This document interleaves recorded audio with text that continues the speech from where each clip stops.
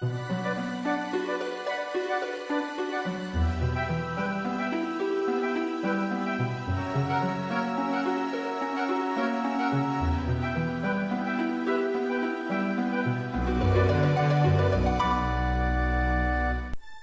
it comes to the beginning of civilization in Egypt, the Nile was everything.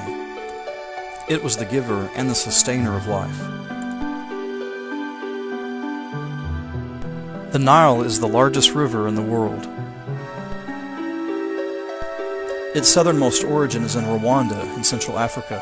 It flows from south to north, winding its way through 4,000 miles of grasslands, mountains, and desert. As early as 6000 BC, humans began to settle along its river valley. The Nile's seasonal flooding provided rich, fertile soil in the floodplains, which enabled harvests to yield large crops and allowed the human population to explode. During the 4th millennium BC, two kingdoms emerged, the Lower Kingdom in the north and the Upper Kingdom in the south.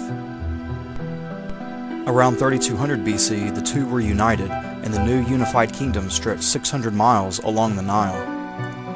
This unification would eventually culminate in the great kingdom ages of the pharaohs, named by the historians as the Old Kingdom, the Middle Kingdom, and the New Kingdom.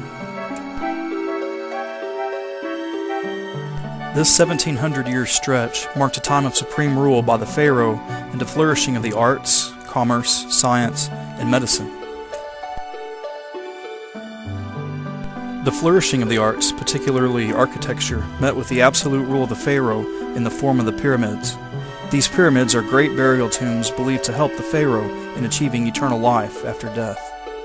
The first of the pyramids we have knowledge of was built by Imhotep under the pharaoh Zoser, the first pharaoh of the Old Kingdom.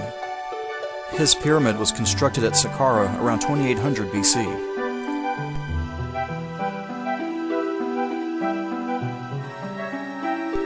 Also during the Old Kingdom, the three pyramids at Giza were built.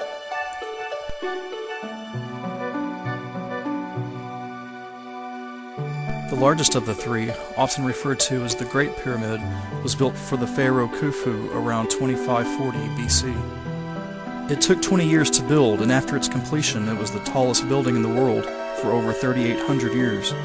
Of the 7 wonders of the ancient world, it is the only one still standing.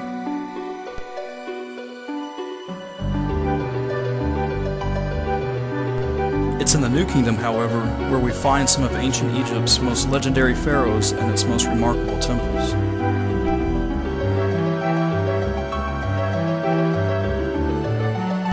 King Tutankhamun ruled during this era.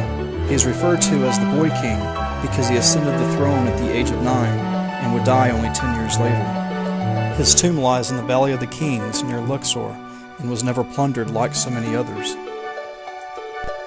When his tomb was discovered in 1922, hundreds of artifacts were recovered along with his mummy, most notably his burial mask.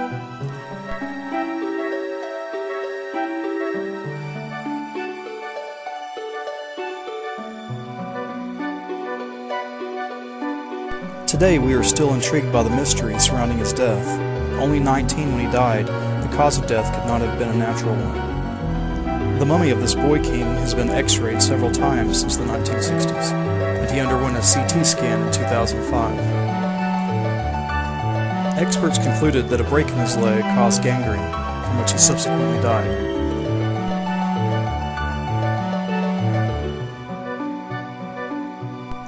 The New Kingdom's most powerful pharaoh, however, was Ramses II.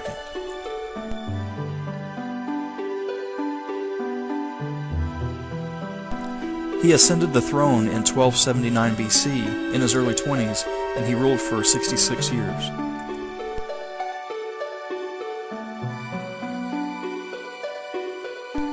He had many wives, and the most famous one was Nefertari, and he had over 100 children. He waged military campaigns in modern-day Syria and Israel to the east, Nubia to the south, and Libya to the west. He was the pharaoh of the Old Testament during the exodus of Moses and his followers. The monuments built for him at Abu Simbel, Ramesseum, Luxor, and Karnak are a testament to his power.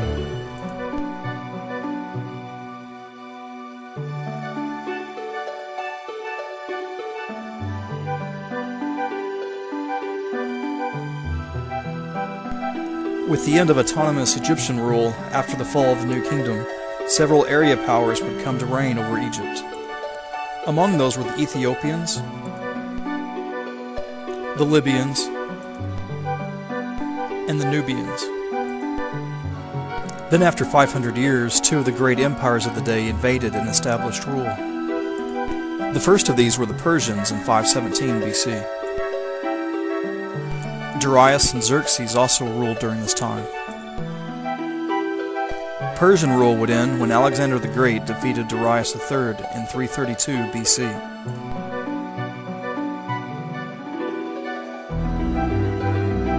Alexander the Great would install the Greek Ptolemies as the rulers of Egypt.